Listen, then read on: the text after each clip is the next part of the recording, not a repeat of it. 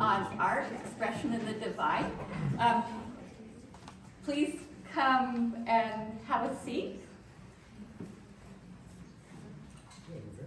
And the artwork that you're seeing displayed is being offered on sale through the bookstore. The bookstore is just through the doors and to the back of us. You've probably seen it as you came in, and we'll remind you about that. So we'll start with an opening prayer. Please go ahead and come forward and find yourself a place to sit. We'll have time after the event also to look at the art and to purchase art as well. So we'll start with a prayer, and our prayer will be given by Rob McConnell, who teaches graphic design here and is currently the program lead for the art department. Thank you, Rob.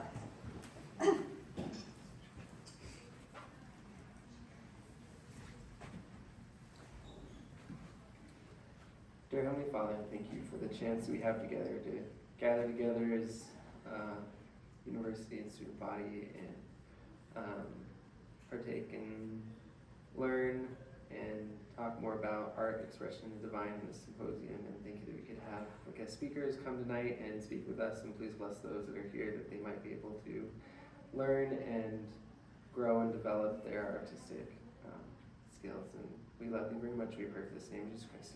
Amen. Amen. Thank you for the prayer. We'll start by introducing the members of our panel. I'll introduce the ones that I know who are here at UH, and we might have the rest of everybody introduce themselves.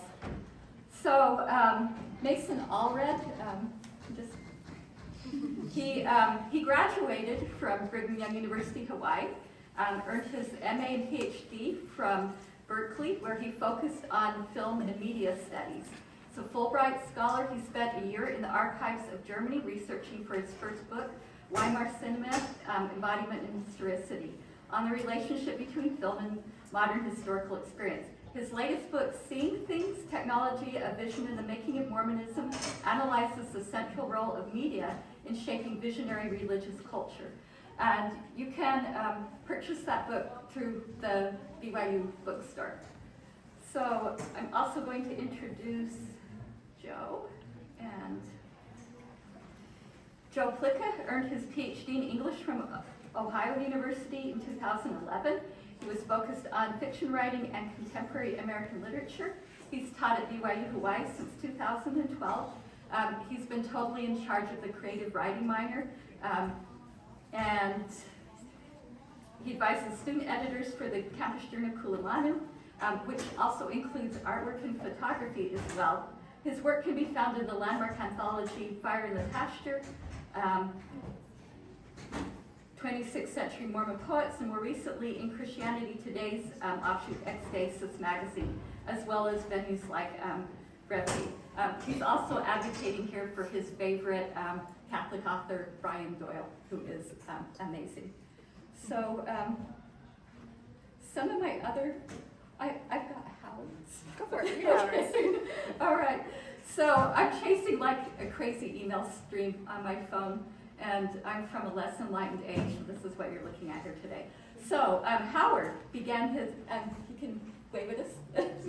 So Howard began his career studying illustration. For 15 years, he's worked in the video game industry and as a freelance illustrator. His work can be found in products from Dungeons and Dragons books, World of Warcraft cards, Magic, The Gathering, and Star Wars. He studied art in Italy, France, and the Grand Central Academy in New York. He's combined these experiences to expand his subject matter to create inspirational pieces in the style of some of his favorite old masters. William, I can't speak French, William B. And Lawrence Alma-Tadema and John William Waterhouse. And let's see. And I think, I can't find Kwani's on my... So good. We can introduce ourselves. Okay. Let's see if we can get the floor right here.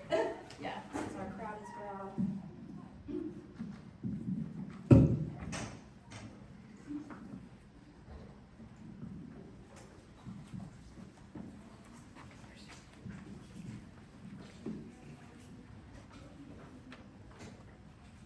What if we scoot the entire chairs down? I know, I was and like- pass the mic back Or and wait, forth? maybe not scoot down. What if those two? Yeah. Swap. Musical chairs. It's your better side, right? Perfect. We can space a little bit too. Thanks. Introduction. Go for it, yes. Okay, I'm Kwani Winder. I am a Native American of the Santa Clara Pueblo tribe in New Mexico, and I went to BYU, Idaho, and I'm step forward because that's in my lives. I graduated from BYU, Idaho with a Bachelor of Fine Arts and have been painting full-time ever since. I have a lot of work in books and have been invited to different shows and won just kind of different awards throughout the years and stuff. And I would say I'm most famous for my Native American work and in different circles, my Native American spiritual work. And no, we're not sisters, even though people ask us all the time. But Sorry. sisters in spirit. I'm Esther Candari. I graduated from here in 2017, second generation Seasider, so a lot of pride and love for this school. I did my undergraduate BFA in art and sculpture and dabbled a lot in photography, so unique science. We spent some good times together. Also, I think took one class, two class? It was at least one. Yeah, at least Yeah. one, and probably a lot of Kulamano stuff too. I know I submitted to that quite a few times. So, many happy memories with many good people here. I went to the New York Academy of Art to do a residency after I did my bachelor's, and then I did a master's at Liberty University, which is kind of the Baptist version of BYU Provo. It's a very unique experience. Since graduating, I've taught high school. I've been teaching university classes for Southern Virginia University for a while. Just wrapped that up this semester, and I currently manage a bookstore and art gallery in Provo, which is really fun because I get to see kind of both sides of the industry that way, where I'm creating my own work and selling it, which, you know, a little biased because I can sell my own work through my own gallery. But I also kind of get to see how people interact with work and see what's coming through and kind of see how the culture's evolving through the shows that we're curating. I also am the art editor for Wayfare, which Joe just serendipitously happened to bring a copy. We have a whole bunch in the back as well.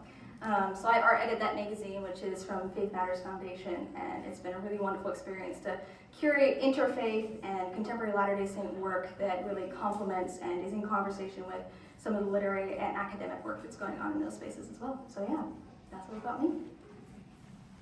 We're gonna dive in. Where did I put my notes? Oh, up in here. We've got a list of questions here that we're kind of going to go through fairly casually and just discuss amongst ourselves. But if you have a burning question that fits into wherever we're at with our tangents, feel free to raise your hand. This is supposed to be a very discussion-based experience. We're here so you can pick our brains, so please pick our brains. So the first question I wanted to talk about is, in what ways is creation an act of faith?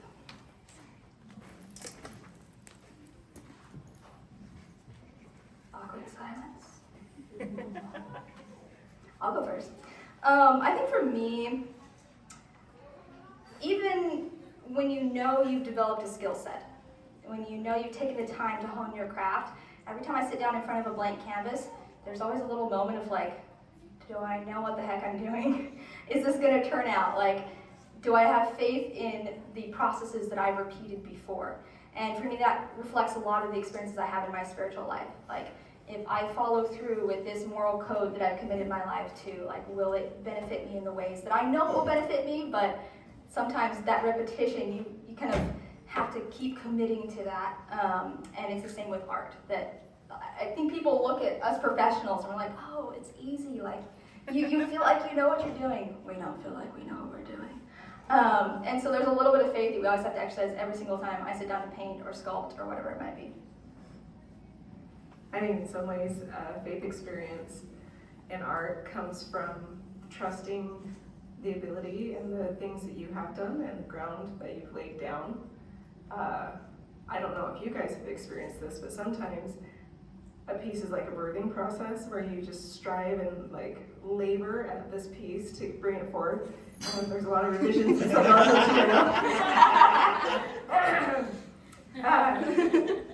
I say that, you know. Anyways, but then there's other times where you get to just relax and you trust in your abilities, and for some reason you just get to fall back on what you've already built, the foundation that you've created, and then you just get to enjoy and watch this piece unfold. And it kind of like creates itself, but in the sense that your ability and all the things that you put together create that moment and allow you to just enjoy that moment. And I think that happens in our faith journey as well, that there are moments when your faith sustains you and the groundwork and the practice that you put into your faith, you get to enjoy those moments. And then there's other times where it's a real struggle to try and believe and remember the faith that you had previously. Going down the line? Yeah. All right. It's good to see all you here. This is fun. Yeah. I don't know if you're having fun. So this is not really add anything new, but if faith is a willingness to act, I think it is more than a belief, more than any kind of thing that we just sit passively and have. It's a willingness to act in the face of uncertainty. And I think it was Joseph Smith who said, Mason will correct me, the worlds were created by faith, right? That was the power by which God created the world, which is a cool thing to think about, that if faith is acting without any guaranteed result, the idea that God had faith to create the world, not knowing exactly how it was going to turn out, I think is a pretty cool idea. Everyone in this room has executed or committed, I don't know if that's the right word, an act of creation. And so everyone has become a co-creator in their own life and in the lives of those around them. Art, the way that we're talking about it tonight, is like a very specific product, but I love the idea that this question, Esther, that gets us thinking about just the act of creation in general as a way of living a life of faith. So, I've heard faith described as the hope for something that is unseen, and that's very relevant as an artist, a visual artist especially, when you have an idea and you start this process that to me always feels very hopeful in a very optimistic way, that what I have in my head, what I feel inside, that I'll be able to go through this process of creation and ultimately end up with something that will be meaningful, not just for myself, but hopefully those that I'm intending to work for. So I often think of art not necessarily the creation of as a direct act of faith, but an act of hope. And that in turn becomes a process similar to faith and a faith experience. But every time I start a piece, I have that desire. Kind of on a humorous side of that, there's a Far Side cartoon with this slide, and at the end of the slide is a web, and there's two spiders on either side of it. And one says to the other, if we pull this off, we're going to eat like kings. And to me, that's like the artist experience. They're hoping to like trap a kid in the spider web and then feast on the kid. But I feel that sense of like, if I can pull this off, this piece, this next painting, and it's something that really drives me forward. And I know a lot of artists feel that with this next piece, where you'll be able to apply all of the years of experience and the things that you've learned and try and apply it to this next painting. And it's a very optimistic, hopeful process, I think, for a lot of people. And to me, it's one of the great, beautiful things about getting to do art for a living. So I'm the least artist on the panel, just so you know. But I like the way that this has been framed, and I agree with what's been said. And I was actually, with this question, I was first kind of thinking where Joe went about the creation of the worlds. And instead of quoting Joseph, I really like the scripture in the book of Abraham, the Pilgrim Rise, that it describes them taking, matter unorganized and organizing it, the gods, plural, and watching it until it obeys, and then it forms into something new that wasn't there. And back to Esther's comment, this idea that it's almost like the experiment that Alma talks about in the Book of Mormon, where maybe you experiment and try to be creative and create something. It takes a little bit of hope, a little bit of desire, and then you have faith that something will come out, and faith that it will connect with other people. And that's a really beautiful thing when it works. Sometimes you feel like maybe you put in the effort, you've created something new. Sometimes you feel like you're more of a conduit, a medium, something's come through you. I've heard artists talk like that, like John Lennon or Stephanie Meyer with the Twilight books, where it's come to you in a dream, it's come to you from some other source. And I think that's really fantastic too, but there might also be this point that Esther kind of hints at, that like, if that's faith, then if it becomes something you've done a million times, you do it really well every time, is that like knowledge and there's less faith in that thing? So what are those realms where as an artist you maybe keep pushing yourself to act in more faith and not be safe in the thing that you're so good at that everyone knows you for? Do you maybe want to push and exercise some more faith that maybe I can expand my toolbox and try for something a little more radical? It's kind of a question back on the question, because I don't know, because I'm not an artist. But even in my writing, when I write stuff, it's very academic, right? It's very like dry. Most people don't want to read it. But I will say that as I try to craft the words around it, to maybe some of Joe's experience, I have these moments where just these insights or these ways to write, like a line comes to my mind, and I'll wake up at 3 a.m. and I have like, well, that's how I got to say that. And I hurry write it in like a journal so I don't forget it. And I think that that process is a faithful process, to believe that these things will come, to believe that you'll be able to somehow tap into some creative energy that I think is in all of us. But that's all I have on the faith part. Thank you. Ooh. And it's okay, you're not a visual artist. I think one of the really fascinating things about this group of people we have here is we have some creative writing, we have some more academic research on somewhat of the church history and theology side. Oftentimes I think, especially with the visual arts, we get stuck in a silo, is what they call it in the business world, that we kind of circle our own little drain a lot, and we don't cross-pollinate ideas. We don't think about how our work is interacting with the larger world, or how the larger world should interact with our work. And so opportunities like this to kind of talk across academic lines or fields of study produces some really fascinating connections that I find really exciting. I don't know, maybe you guys don't, but that's what I like thinking about. So the next question is kind of a two-part one we'll tackle at the same time. How do you define sacred art and how do you define religious art? Because I think those two, the line between it's kind of blurry, but I think there are different meanings to it, and there's some power in kind of picking apart what those meanings are. I can start this one. So I call it spiritual art, but sacred art walks that realm of, I purposefully, because many of Native American cultures are not part of my religion. And so I wanted to create art that could cross borders and could cross lines, and that would appeal to maybe even people that aren't religious but do identify with spiritualness in a sense. And so to answer your question, I define sacred art or religious art as something that inspires, something that brings light and that lifts people up, even if it's not religious. Religious to me is more specific art, and it's more categorized, and it's more niche, I guess, and it's more targeted at a certain area, versus sacred art appeals to a broader audience that doesn't necessarily include a religious audience all the time. Sorry, saving it from you. Too slow.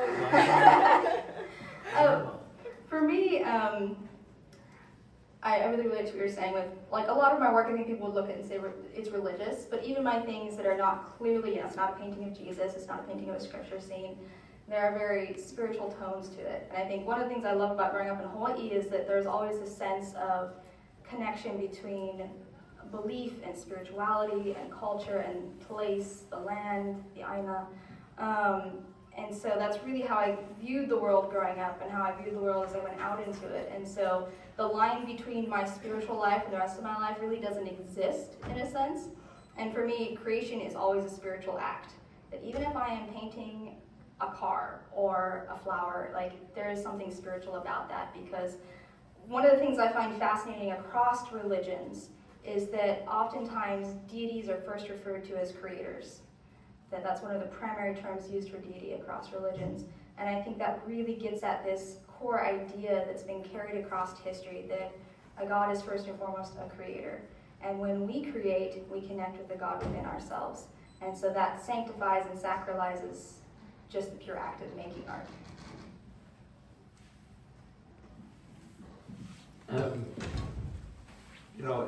it is interesting to consider what would be sacred to people, especially someone who doesn't consider themselves to be maybe religious or a spiritual person. I do a lot of fantasy art, and for a lot of the audience that I create for, see if there's any magic working there. For a lot of the audience that I create for, a lot of those subjects are for them very sacred and something that has a lot of meaning for them in their life. And I know for myself, I love fantasy as well. I like Lord of the Rings. There are parts of Lord of the Rings that to me feel very sacred, that bring great meaning to my life, but that aren't religious. I find a lot of mythologies from different cultures to feel very sacred to me. I was at an event for Magic the Gathering. Does anyone here know what Magic the Gathering is? You ever heard of that? Nice. There's dozens of us. But there was a guy that came up to me, and I'd done a painting of a character that had died and gone to basically the kind of like Elysian fields in Greek mythology, but in their own myths. And he was greeted by a group of friends that, as a young character, had caused them to be killed. And he was worried that when he died that they would hate him, and that when he saw them again that he wouldn't be received. Well, in the myth of the game, he dies and all of his friends there are to greet him lovingly and give him this big embrace. Well, this guy came up to my table and he said, I just got back from a tour in Afghanistan and I lost all of my friends when I was there. And this card means everything to me. The art on this card means everything to me because I hope that when I die, my friends are there to greet me. And it was a very sacred moment. Even though it was for this game, fantasy game, none of it's real, none of it exists. But it's possible to imbue that which is sacred into things that are maybe not religious and not spiritual, because it can have deep meaning to us in the great varied experience that we have as humans. And I think that as an artist, for those of you that are studying art and coming up in art, that's important to remember. That if you're doing plein air painting, if you're going to go into still life or wildlife or whatever it might be, there are people out there to whom you can create for, that whatever the subject you choose will become sacred to them. And that relationship from someone, if you have the opportunity to create for someone that wants to partake, can become a very powerful and meaningful and special relationship. Okay. Anyone want to get in on this? It's a discussion. Just run up here. It's got about 15 feet. But honestly, stop us anytime. Howard already got us there, I think. We can go home now. Super happy. Get that food uncovered. He got us there with this idea of the sacred and the profane and how the two kind of collapse in on each other these days. My question, for myself is, I ask myself, is AC/DC, the music of AC/DC, is that sacred music? And I say, it is. But it's because of specific sacred experiences. And using the word sacred the way that we take it out of a religious context, because we're going to talk about religion too. It's not that we're neglecting religion, but there's a French sociologist named Émile Durkheim. That sounds German, but it's French. And he's kind of like one of the first to explore this dichotomy between sacred and profane, at least in this kind of more rigorous way. And for him, it's just sacred means separate, kind of just transcends the everyday objects and experiences that we have. And profane, which we associate with profanity, doesn't necessarily mean obscene, maybe a different category, but just things that are ordinary, things that are mundane, things that are unremarkable. And there was a time, I think, when everybody could agree on what those categories were, but now, and you guys are way smarter than me on this, with modern art and kind of the rise of more secular culture, the whole point is kind of blurring these and collapsing these categories of sacred and profane. So what is sacred for one person may not be, or community may not be sacred for somebody else, and we all, of course, have to be sensitive to that. But my temptation was just to say, I'm going on too long, Esther, all art is sacred, next, or the process is sacred, because it's something that transcends the everyday things that we do and the everyday things that we see. When you put a piece of art, when you hang a piece of art on the wall, you hang it there because it's not a candy wrapper, although nowadays, you never know. So anyways, and then of course religious, if you want, I'm just gonna go ahead and say religious art is a subcategory of sacred art, which is specifically identified with a recognizable religious tradition, but that's too simple.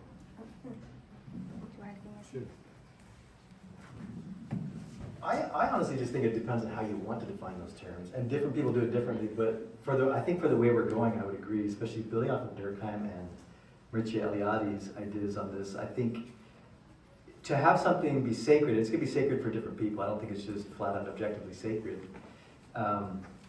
But the meaning, you actually have to have the profane, or else there's really no such thing as sacred. You actually need that opposition in all things. Like you need that contrast to create the experience of the sacred, I believe. So I think you need the profane in your daily life, the profane in some art, let's say, to create that contrast, because the sacred should, in Eliade's words, should make you stop and notice and feel something, realize, almost like an epiphany. And that entrance of the sacred in the profane that reveals itself there is one of the most beautiful things about artwork. For those of us that are just amateur dilettantes that just love art, don't create much, that's sometimes what keeps bringing us back. It's not to be cool, no, you know this movement or that you own this expensive painting, but because you felt something. And that's why I always turn to movies and music, because I'm searching for awe. And so much awe is found in the sacred nature of pop culture, art, like so many things around us. So I agree. And I think if we said religious art is maybe then a little bit more tendentious, and it has like a purpose towards it, right? It is didactic, it wants to teach, it wants you to do something, it's connected to probably a religion. So I would see that difference too. But I'm just like you, I'm very open to where that sacred can come from, where it can take us, where we might find it. In fact, I think you're a better consumer, appreciator of art if you're able to find that sacred in more things. Because I think it's available. I think God's in everything, right? So I think you can find a bit of the divinity, a bit of the sacred all around. But you have to appreciate the profane to appreciate that sacred, I think. Yes, if that works. Thank you, Mason. We'll move on to the next one. So we'll just switch pictures for the fun of it. Let's see. A little bit more Howard's work. We'll go to a more religious piece. There we go. How might the Western empirical definition of truth affect the content, purpose, and scope of our religious art? It's going to take a sec to process. We're percolating, like the circle thing. Just imagine that going on up here. Loading. I'll tackle this a little bit. So, one of my favorite classes I took here, but also one of the ones that was most brain-bending and hard, was the aesthetics class I took with Professor Buse. She's fantastic, but man, that class was hard. But a lot of what we focused on was looking at from different cultural perspectives, different philosophical perspectives. What does beauty mean? The whole, sacred and profane, and what are we trying to communicate with these aesthetic objects or experiences that we're designing? And it really helped me realize some of the things that I'd experienced throughout my life but hadn't quite put a finger on, how each culture defines truth and how it's communicated a little bit differently. Now, within Latter-day Saint culture, that can be a little bit confusing sometimes because, we just listen to General Conference, there's a lot of emphasis on eternal truths, and I strongly believe in those, but eternal truths can be communicated through many different mediums. And I think oftentimes when you approach religion from a Western and especially from an American perspective, to us truth means here is a, A equals B equals C kind of commentary on something. Versus if you approach it from another cultural perspective, say, something that's more Buddhist in nature, or Eastern, or indigenous, it might be, I feel this, that I have experienced the divine, and that is truth. And so that can be a little hard to conceptualize, and I think because of that, sometimes we expect our religious art to be didactic, that we want it to tell us that story of A equals B equals C. But maybe it's just that we get to feel something, and that feeling in and of itself is truth when we experience the art. I think that part of what defines our religious experience and the way we teach religion in the Western world has been very much sculpted by our narrative style of storytelling, where there's often a kind of that progression of a journey through an idea, and that's translated into art in a very similar way. You'll find a few different art movements in the Western world that are more symbolist based, and you get into some surrealism, and in the last century abstract work started to come into play, where it is in other cultures where the stories are often more metaphorical or an allegory. The closest I think we get to that with religious work is looking more at parables, where a lot of different meaning can be applied to that particular story, but it still is very much a narrative. You know, I'm going to tell the story of this master and his servant, and you can kind of follow it through that way, versus creating or presenting an idea that causes you to think and you to come up with the answer rather than telling you the answer itself. And I think that from a practical standpoint as an artist, it's important to understand what kind of background your audience is going to come from, and how you're going to present your artwork and your ideas to them needs to relate to the kind of narrative background that they might come from. So I don't know if that gets off course from what you're asking with that question, but I do think that Western tradition of storytelling has defined the way we create a lot of art. Just an experience I thought of that relates to this. I went to the Holocaust Museum in DC, which if any of you get a chance to, it's one of the most powerful museums I've ever been to. I see a couple like thumbs up in the crowd. Yeah, really, really moving experience. And one of the art pieces is there, and it's just kind of off to the side in sort of like a hallway of sorts, is a Rothko. And yeah, I studied Rothko in college many times. It's kind of like, oh, it's another colored black painting, like, woo! And you know, I'd seen a few other pieces in other museums, and the textures are interesting, but I'd never had a moving experience with a Rothko. But seeing this piece after going through the museum, and it was just an entire canvas with a black square on it, and it felt like loss. And experiencing those stories of loss and then feeling that painting, it was a very sacred experience. And it was a giant black square, but it was such a powerful and memorable thing.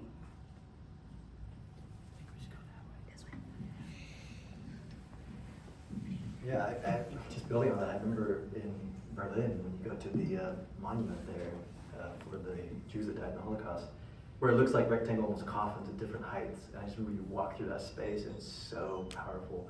Part of that is because of the ritual of doing that and the narrative around it, because I know the context, but there's something just about the materiality of that space and feeling that it's really, really powerful.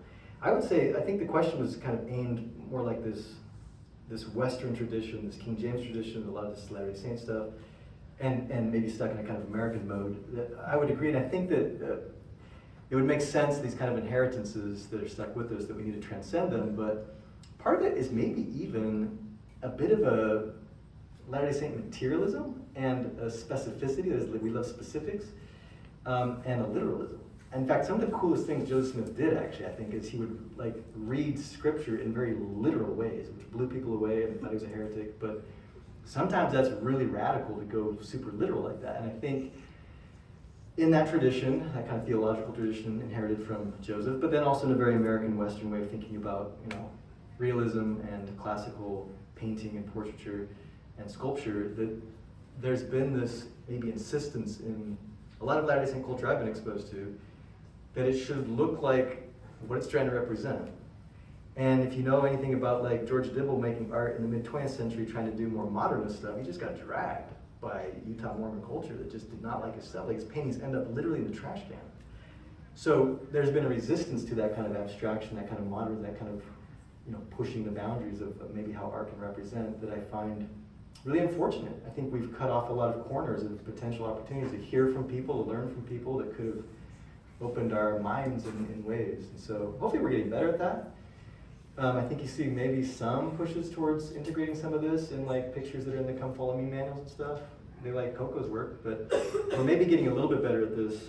But I would agree, I think that it's been blinders we've had on way too much. And I think super spiritual experiences through art can come from things that are really disturbing and really ugly. And I think a lot of Latter-day Saints do not like that and do not want to feel that and don't want to buy that from you.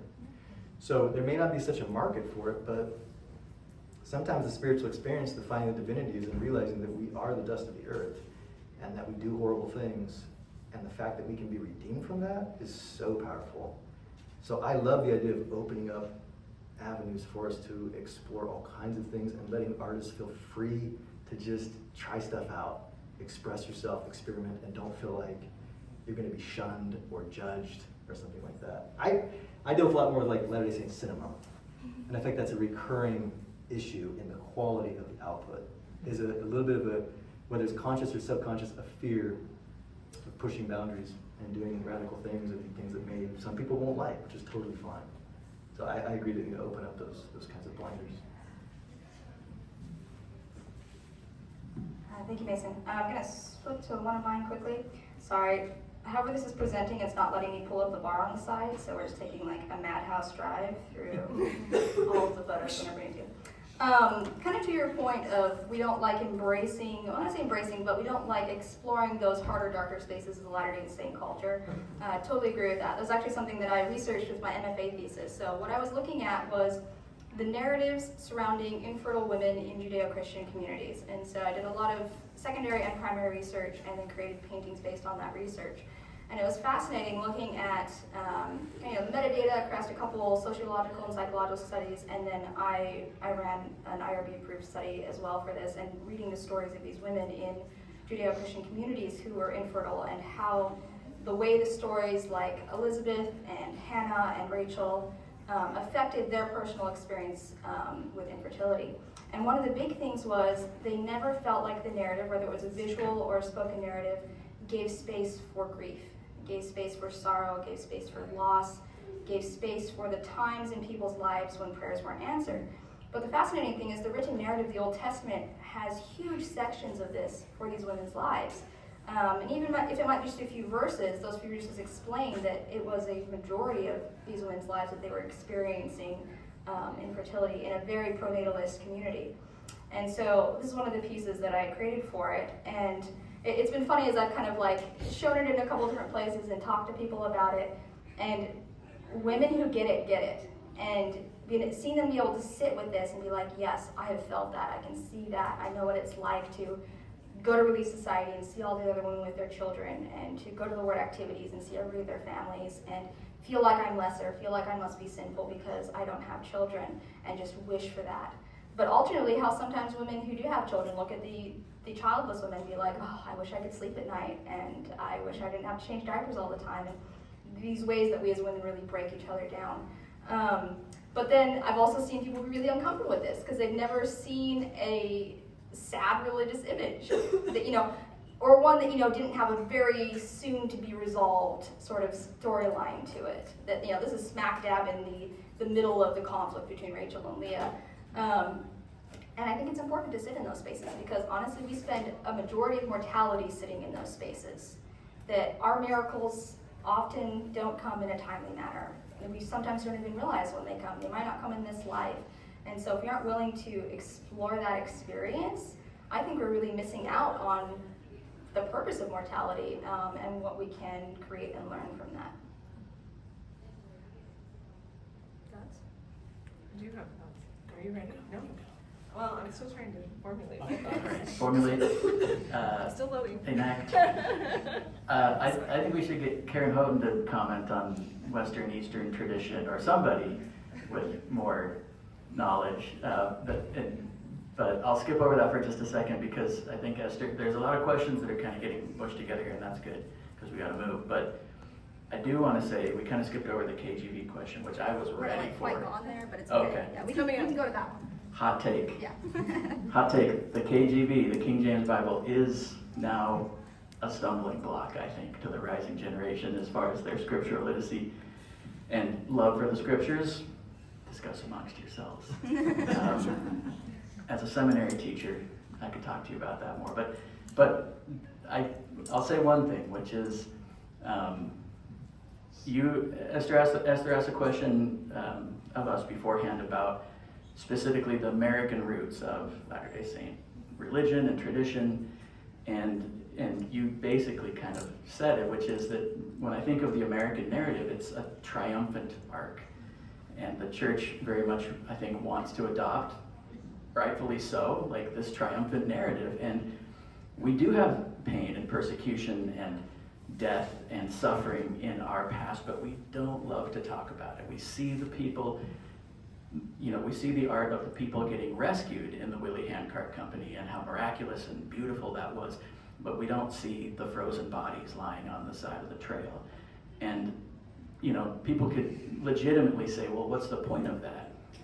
But I think Esther already explained it pretty well. There is a temptation, I think, to think of art as beautiful in the shiny sense of the word. And I love shiny things, absolutely, yeah.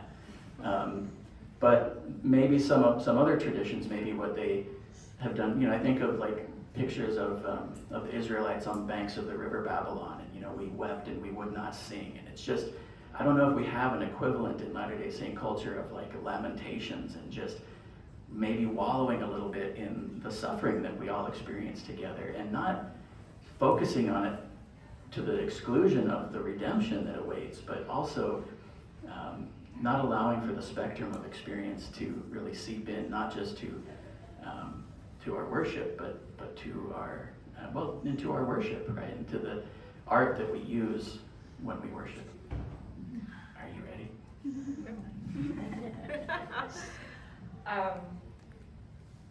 Do you have my faith? I can't remember if I showed that to you. So my faith is one that I created, or the painting titled My Faith, to create that moment. No, that one. Although the other one's really close to it too. They're actually they were created around the same scripture story of, not necessarily a painting of King Lamonai's wife, so the queen. But this specific moment in this specific painting is that moment of no resolution and taking a step of faith and saying, I believe, I only have the word of a missionary, and I choose to believe. And it's that moment of sincere prayer and that moment of like, please let this be the right choice. And then you look at this moment, and this is that moment after the prayer, when there's that little bit of resolution. And it's interesting as I have shown these pieces and talked to people about them, and people gravitate towards this one. I don't show the other one as often, and I think it's because there's something there in an identifying of, there's very few moments where something's finished and something's resolved in our lives. I feel like we are constantly living in, we're under construction, work in progress, like always, and all the things. But I feel like there's this Western view that everything has to be sunshine and rainbows, and especially in the church, you step outside of artwork and you talk about mental illness and depression, and it's often buried. And I've used art particularly for me to work through some of those things that I've had to deal with emotionally. And it's been interesting because I feel like Esther and I sit in this place, and we came up on the art scene right around the same art scene in religious art with these different ideas and these different cultures. And I don't know about you, but it made some people uncomfortable because they were just like, oh, you're painting a Native American that looks like a Native American. And like, it's just, which is so funny, because why would I paint them anything else? But getting a little bit of pushback of like, no, they need to look like a pioneer, but they're Native. Like, I don't know, it was just kind of funny, but that's not so much a point that I'm making, but just saying that, you know, this is something I struggle with actively, of how do I paint only what I can say, and then watching and seeing how church culture responds to that, and that how the people, and you know, I paint to talk to people that really haven't had a voice. I would say me growing up, the artwork was the same. For 20 years of my life, it was the same artwork that I always saw, and it's only been probably in the past 5 years, maybe a decade, when that started to change, and I started to see a bigger spectrum of broader representation. I was just thinking about this, that just recently. So there's a chapter that Colleen McDaniel just did on the change in the artwork inside the temple. Some of you may have noticed there's a committee from the church that was tasked with doing this, right? Change out the old artwork, get more inclusive stuff in there. Colleen McDaniel isn't a member of the church, she's never been in the temple, but she can study the artwork and has interviewed a lot of the artists and is recognizing the changes they're making, which are great. But she said to me, and in the chapter, she was like, you guys never deal with grief. There's like no grief in here. Even your Christ is always like chilling, like he seems like he's always doing pretty well. And it reminds me, just recently, if you heard, so Anthony Sweat and John Hilt, the BYU Provo, just published this, and then I heard him talking to Rosalind Welch at the Maxim Institute about it. But they did this study with BYU students in Provo about their preference for Gethsemane or the cross. And like, you probably assume like they all go to Gethsemane. No one wants to think or look or talk about the cross because he's bleeding, he's got nails through his wrists and hands. And it's weird because it takes us back to the KJV and back to our history, where a lot of that adoption. Do I need to define what the KJV is? King James Version of the Bible. A lot of that adoption in the 50s was like J. Reuben Clark trying to set us apart from other Christians. Said, this is the one that Mormons read, it's the only one we read. It's an effort to define ourselves against them. And it's weird, if you look at this, the rhetoric in General Conference from general authorities around the atonement, it's like all crucifixion until about 30 years ago, 40 years ago. And then all of a sudden it starts to mushroom around Gethsemane and suffering there. So it's actually a recent shift where we as Latter-day Saints think and talk like, he did suffer, but it's in Gethsemane for all of my, discomforts and sins, but we don't think so much about that gruesome death on that cross. And I think we need more space for grief for the everyday person, for Christ, for suffering all over the place. So I love the work that you're doing. I think it's fantastic. I have a quick experience to share that relates to this, and I don't disagree with anything that's been said, but I also, for me, my artistic pursuit has been one of beauty, and trying to find beauty in all things, and find those moments of beauty. And I was actually at a different seminar one time, and at the time it was called the Mormon Arts Foundation, and we were in a breakout group, and we were talking about this subject exactly. Why don't we paint more of what is heavy and dark and hard and that sort of thing? And it was such an interesting experience. I started getting texts from my mother-in-law while we were having this discussion.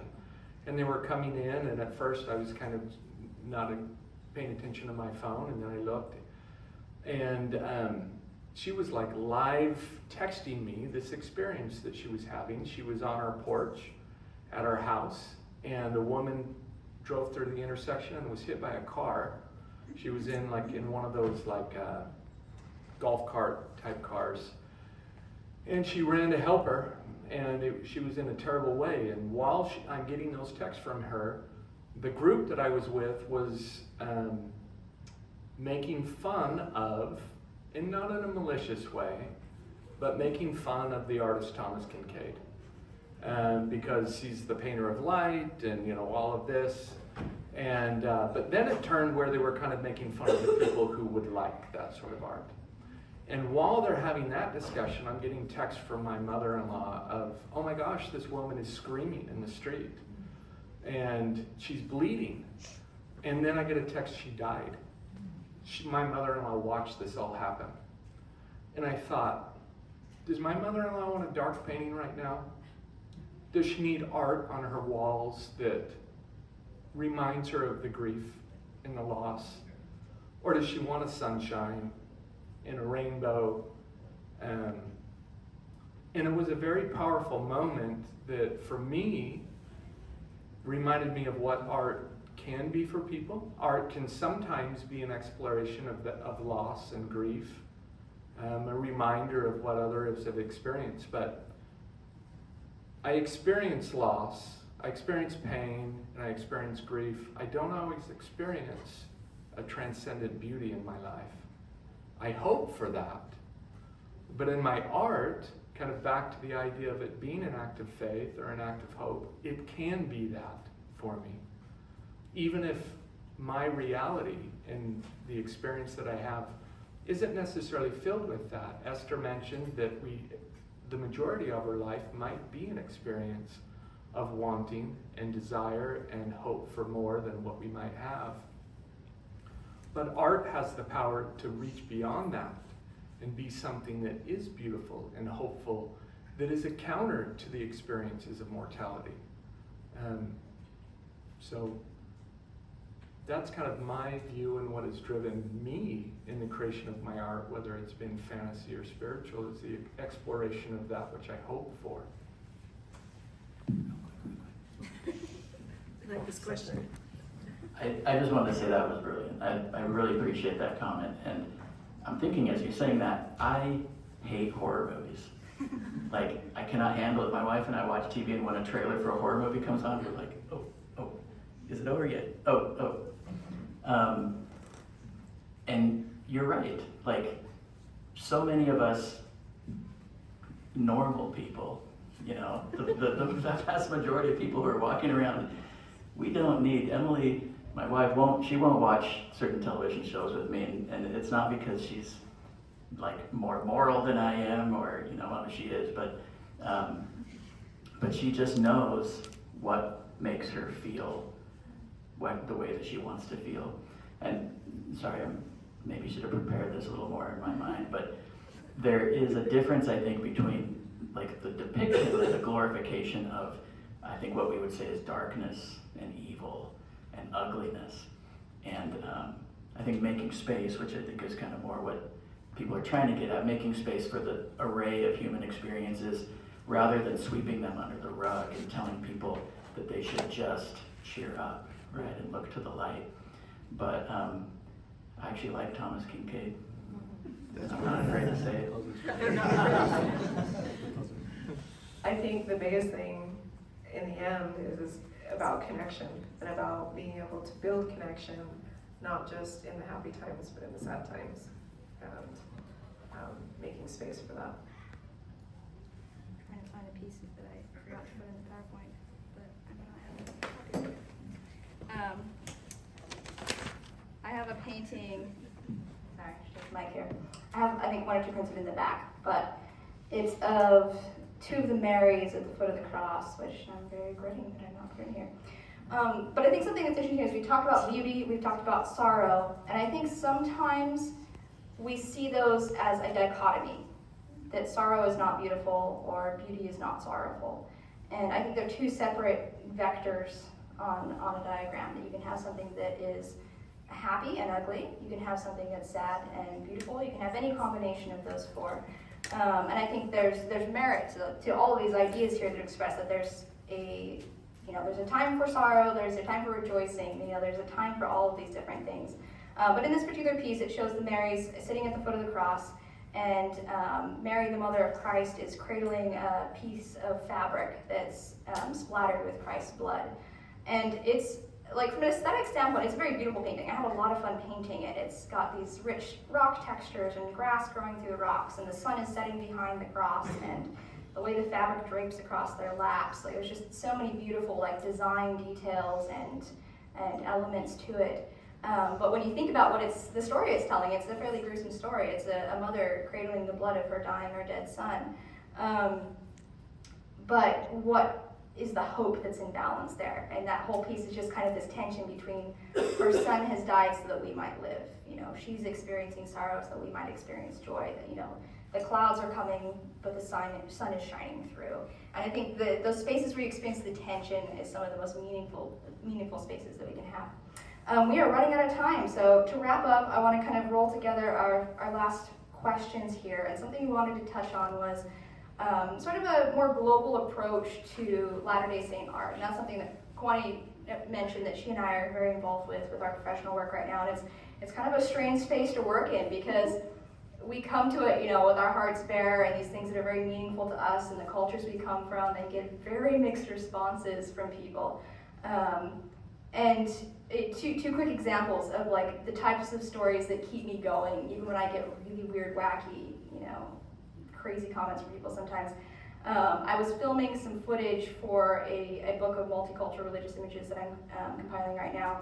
And I took it over to a friend's house. The wife is white and the father is black, and their kids are biracial.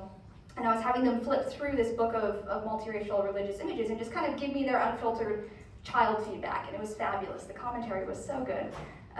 But they flipped to this one picture, and the 6-year-old says, "Oh, it's Jesus." And then she goes, "Oh, is it Jesus?"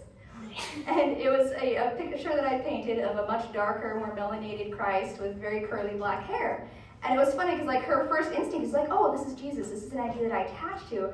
But immediately she pulled back because she's like, "I've never seen Jesus like this." And it was just like those 5 seconds encapsulate so much of what I care about doing with my work. And then I was at BYU Provo a couple months ago signing some prints for a women's conference. And this Samoan woman walked into the bookstore and came up and picked up one of my prints and just started crying. And she didn't have to say anything. I knew what she was experiencing because I'd had so many people that day come up to me like, "I've never seen my culture depicted as sacred within my religion, that I've seen those two divorced, that, the people who follow my culture is seen as not Christian enough, but I've never seen it's blended in a way that builds my faith and honors my culture." And I think there's just so much space for that to be developed. As we are a part of a living and ongoing restoration, that it's not something that happened with Joseph Smith. It is a process we're all part of, and we as artists have a responsibility within that, but also we as a community in the way that we talk about, in the way that we share, in the way that we support the creation of work within our community. So, any thoughts on that before we wrap up? Or did you want to go?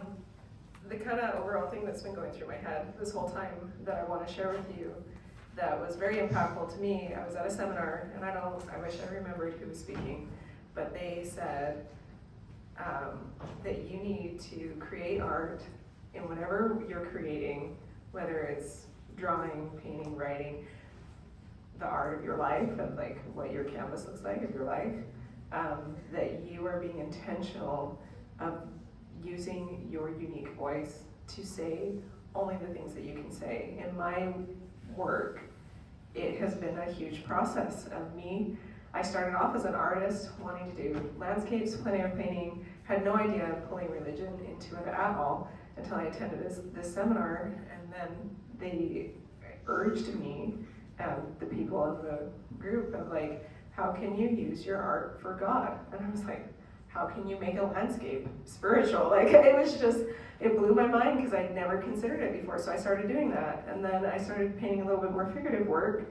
And I realized, oh my word, I don't know of any, at the current time, I didn't know of any other Native painters that were painting in the same style of artwork that I painted in.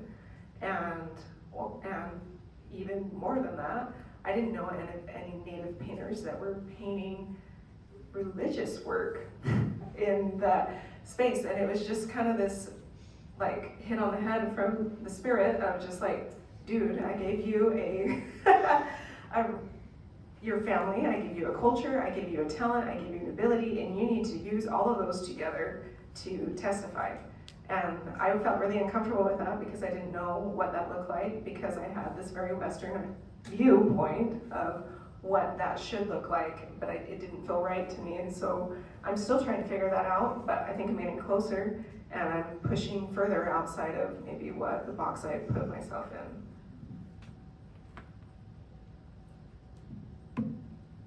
Peanut gallery is silent. Well, I wanted to open it up to the audience. You've probably got 5 minutes we could push for a few audience questions. Yes, please, Winston. Yeah, so if you take the dark corner thing to its illogical extreme, there are these rebels whose agenda is to tear down the traditional sacred, and they use this medium as to promote their agenda. And to me, that's not art, that's political poster. But I want to get your opinions. On art that's like intended to be, Intended to tear down yeah, what is traditionally sacred. yeah. I feel like Sister Houghton, we should get up here and have you give a lecture on this. I remember many of your lectures on that. So this is something we talk a lot about actually to some extent on the Wayfare editing team. So being part of this magazine has been really fascinating because we've had to spend a lot of time thinking about what are we developing with this space. Like, are we responding to culture? Are we trying to document culture? And where we've kind of landed is that we are a place where culture is cultivated. And part of that is that we just don't respond to things like that. That, when somebody, says something really nasty about the church in the news, like, we don't need to make an article about that. We're just going to keep creating thoughtful articles and putting out good work, because there are always people that are creating stuff like that. And I've seen and experienced, pieces like that throughout my education. When I was in New York, I was the only, very outwardly religious student in my program. And so my art history teacher loved to take me to the most obscene and controversial pieces in the museum and then have me be the student that had to talk about them, just to kind of, get a rise and see how I responded to it. But I was really grateful for the teachers that had equipped me to do that. So it's like, yeah, I completely disagree with the morality of these pieces, but I can still talk about it as a professional. And I can move on and do other things with my life. And so I think there's so much good to do. Like, we don't need to linger on those things, is what I would say. I think that it can be difficult to gauge someone's intent, with a work of art, unless they are openly stating what their intent might be. I just watched a clip last night of John Cleese and Michael Palin on a TV show where they were with a bishop of the Church of England, and their movie, The Life of Brian, had just come out. And they were saying, why would you create a movie that's such a direct attack on Christ, someone who's sacred to us?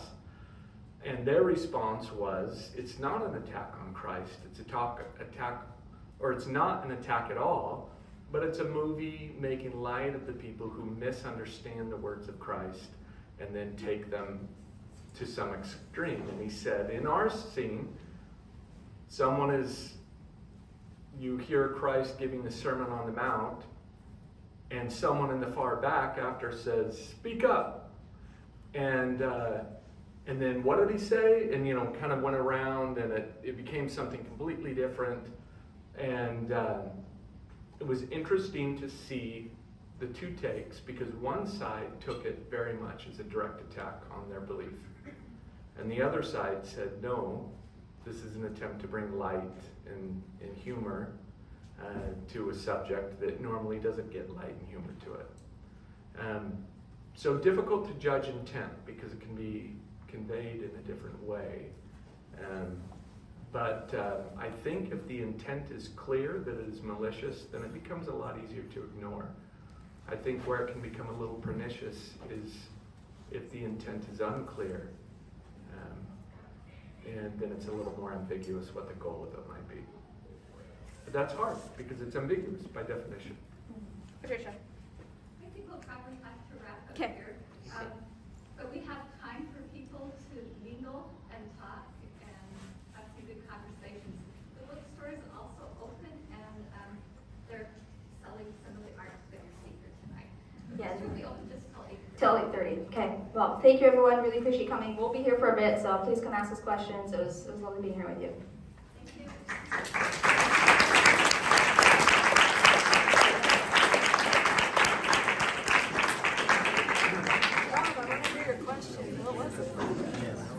For Joe, I was going to ask Joe, I have it on good authority that you have a story in upcoming open fiction book game, and I feel like it's a really awesome example of sort of a not straight line That's so cool. Idea of didacticism that never lasts. Moment of epiphany.